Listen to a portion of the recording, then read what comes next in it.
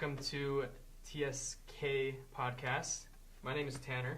I'm Sean. I'm Colton. I'm Parker. Parker here is our guest today. Usually it's just us three, but we decided to have a guest here on our podcast, I guess you could say today. And this podcast is brought to you by Tesla, actually. So we got pretty lucky with this one. And they asked us to talk about self-driving cars and how they will affect our lives.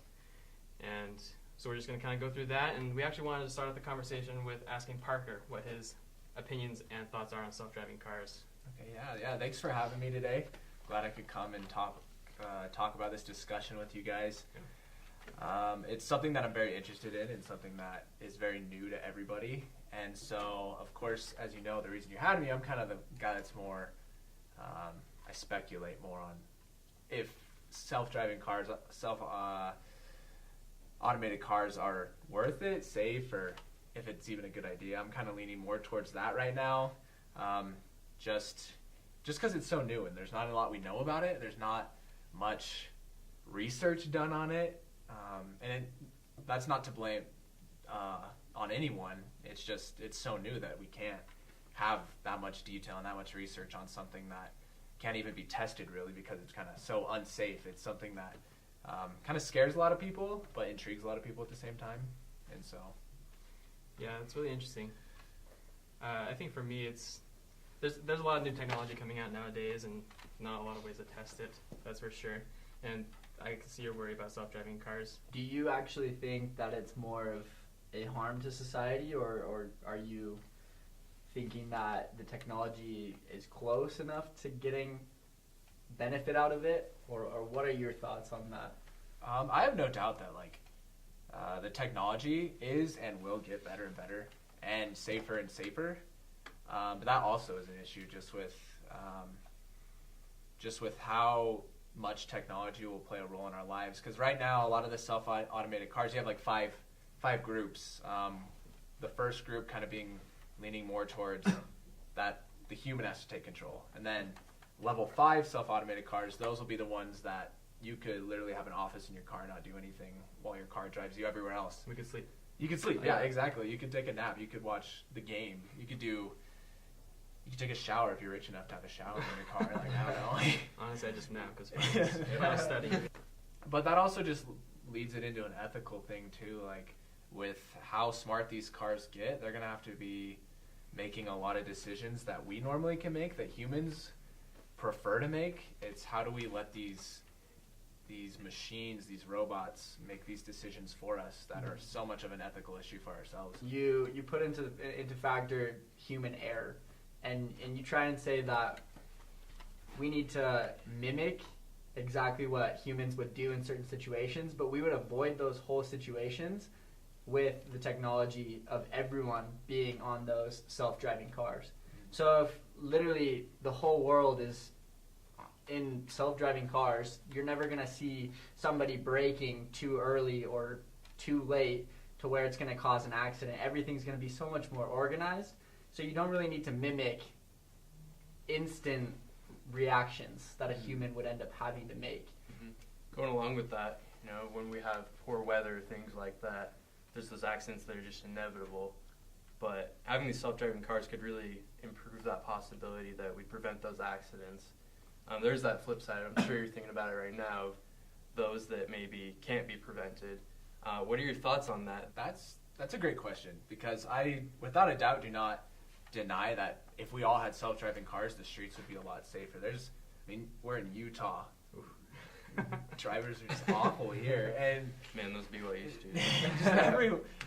It's a rough place to drive. You see accidents everywhere. Like, I drive down I-15 and I'll drive up and see like 3 accidents in one day. Yeah. And so there's not a lot of smart people on the roads, and that would definitely cut that down. You have a scenario where this crash cannot be prevented, and on one side of the road where you have to yield off, there's a group of 5 elderly people just standing there. And if you go that way, if the car chooses to go that way, it's going to hit those elderly people and kill them.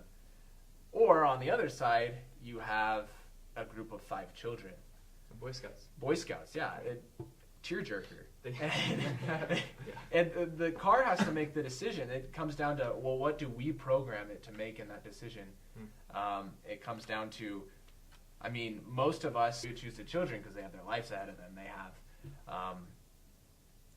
They're in their youth, and these elderly people have they've lived their lives. Elderly people, so humans would have to be the ones to come in and program that.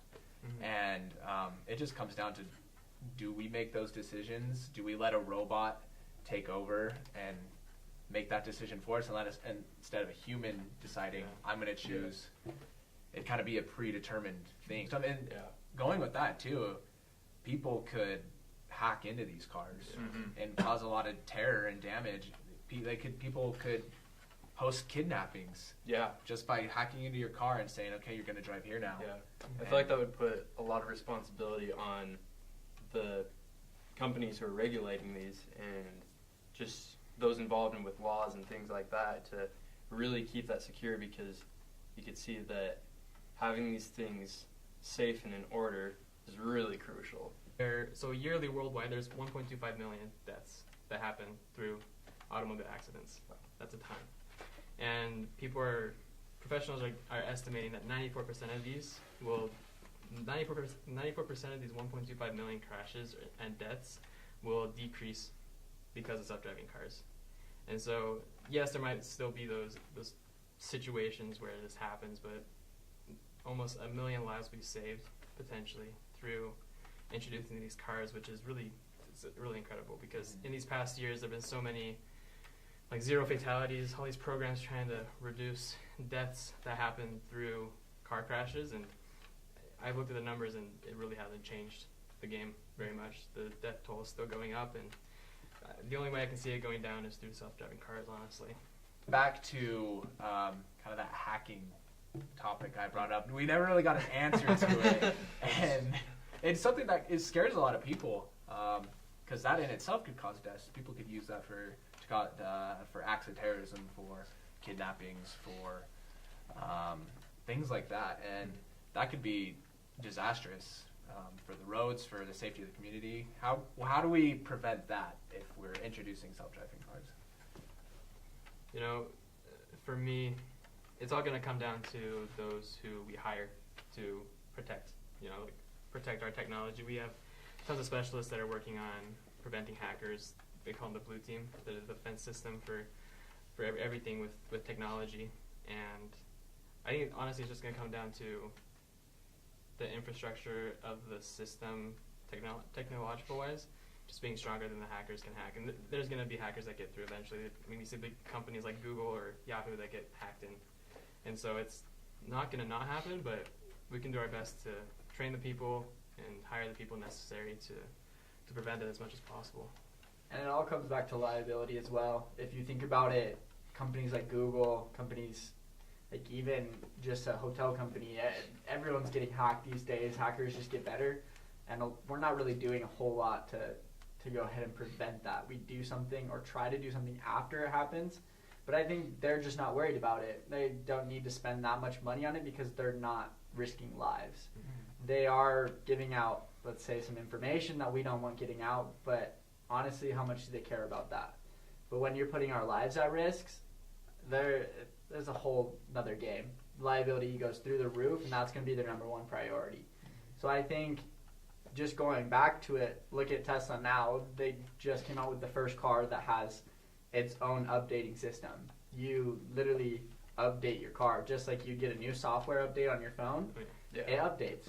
And I think that's something incredible. That's something that we're going to start seeing literally everywhere. Our cars are going to start updating, and that's going to prevent even more of the hackers from getting into our systems. But you said it. Jobs are coming out. Literally, it's going to open up a whole nother game. Everyone's going to be wanting to go ahead and get into this industry and to other industries, and just it's going to be another job boom for everybody. Yeah. I was just thinking, since we look back at early 1900s when cars themselves, automobiles first came out, we can look at how it created a new market that people weren't really sure about. And like you mentioned, millions of car accidents happen and deaths. And that wasn't a problem before. Yet we can't see our lives without cars. I can't personally. Like, if I hadn't had a car in my life, that would be pretty brutal. It's like being a poor college student or something. But Wait, what are you talking I don't know. Going back to the mission. Exactly. Walking everywhere for 2 years. It's so crucial having that in mind. What kind of social effects does this have, and kind of cultural effects would introducing these self-driving cars have on generations to come? Would they even need to learn how to drive? Would that skill kind of dissipate over time and no one would be driving themselves anymore? And is that something we want to do? I mean, there's obviously skills that anciently people did that we have no idea how to do, like sewing. I was gonna say like making spears and hunting down a mammoth, but you know. Farther back, but But yeah, do we? That's another decision we have to make. Is are we okay with saying this is something we don't want to do anymore? like you said, there are those 5 levels of self-driving automation, right? And so I think going on from here, we're eventually going to reach a level 5 where we can just sit, lay back, shower in our car if we want to. But I still think that schools and states would still require that teenagers or people that want to drive know how to drive. Because, you know, there's maybe somebody just gets the itch to drive instead of sitting there, or maybe somebody just... Because I agree, driving it's very helpful for me sometimes. When I drive, I just get soothed. But I think that it's still going to persist, where we'll know how to drive, maybe not as well, but I think it's still going to persist with the generations, that the general knowledge of driving is going to stay there. Well, now we bring up a whole other question. You said that, say somebody just gets the itch to drive, they just want to drive. Are we allowed to go ahead and just drive? Would that throw out the whole system if everybody's on that level 5 car? That's true. Where they're all driving by themselves and you have one person speeding by everybody? If one person were to mess up and say, I don't know, they spun out on the ice, it could cause so many accidents for everyone else who, I mean, they have those things in them, but there's that human error that suddenly is involved that could ruin it for everyone else. Talking about human error is that as long as there's humans on this earth, there's going to be human error in some form or the other, doing something stupid to do something. I don't know. And I find that actually something a little curious is you look at the world and it's constantly changing, but for some reason humans don't like change. We hear that something's going this way and everybody is scared. And I feel like the same thing, you go back to 2000 with the internet, everyone was like, it's going to be the end of the world, the clocks are going to change in all of our computers and just going to cause this huge error where it's going to explode the earth. Basically everyone was afraid, and that's what we're seeing now. You see new technology coming out, everyone switched to smartphones, like you said, you brought that up, and it's part of our life now. And I feel like that's something that we're going to see as well. Like, we shouldn't be afraid of change. It's just human nature to do so. But this is the future. This is what's happening. And it will get to the point where the technology will be perfect and it will be better than what we've ever seen. Because I'm not fully against the idea of self-automated cars, self-driving cars, and to kind of just show those people that are like strongly know that can never happen and that claim all these cars are already so dangerous. There's only been 4 recorded fatalities, incidences where someone died where there was a use of a self-driving car. And so it's very, I don't know, like you guys said, the reward outweighs the risk, but I think it is important to think about the risk and to think about how we're going to manage those things and what we're going to do to prevent fatalities. But like you said, we're human, and there's always going to be error, and you run a risk doing everything. You run a risk going outside. I do agree that at the beginning, people are going to be apprehensive about it. They're going to be questioning it, like, is this going to work or is it not going to work? And through time, we'll know exactly. We can't really tell right now because it's not released to the public. But I'm excited for self-driving cars. And honestly, we see so much new technology coming out, so many new products. And like you said, we'll see if it sticks around. Everything either stays or it goes. Like Google Glass. Exactly. It's terrible. Well, thanks guys for tuning in. Thanks Parker for joining us. Yeah, thanks for having me, guys. It was awesome. Yep. Join us next week for an interview with Elon Musk's dog. Whoa. TSK out. It's your boy.